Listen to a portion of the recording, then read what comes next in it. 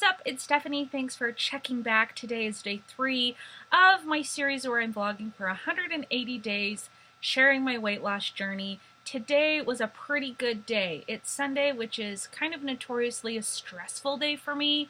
I have 3 hours of church, and by the time I come home from church, I'm usually just a little bit hangry, we'll just put it that way. I'm tired and I'm hungry, and I don't always make the best food choices, but today I made excellent food choices when I got home from church. So I'm going to focus on the positive first, and then I'll tell you what I needed to improve on. But first, without further ado, let's talk about my calories. Today I had 1,793 calories, which was 30 over my budgeted goal.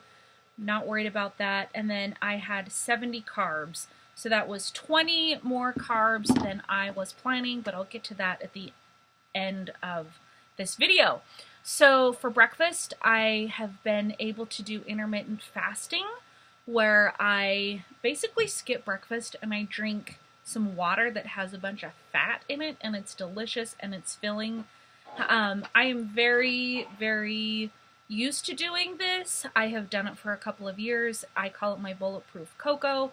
If you have looked on the internet in the last few years, you've probably seen the word bulletproof coffee like everywhere, and people either love it or hate it. I actually read the book. I've read it probably 6 or 7 times, and so I understand how to make it work for my body, and I love it. So I do basically a fat water in the morning, and then my first meal was at 2:30 this afternoon. So that gave me like a pretty good chunk of time of not having anything affect my insulin food-wise. So that was good. When I came home from church, I had 2 eggs, an avocado, and some cheese. It's one of my favorite meals, and then I put some enchilada sauce on it.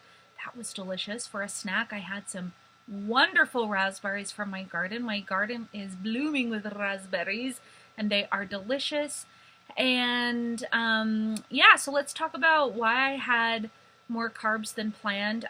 Basically, I was receiving some stressful information via text. It was dinner time. I was hungry. I was cooking. There was this plate stacked full of beautiful, soft, delicious, yummy biscuits, and I ate one in the moment. So not going to beat myself up over that. It was just one of those moments of some stress eating. Luckily, I was still pretty close to within my calories, but that was unplanned, so it's just something I always have to stay on top of. But otherwise, I feel like I had a really good day.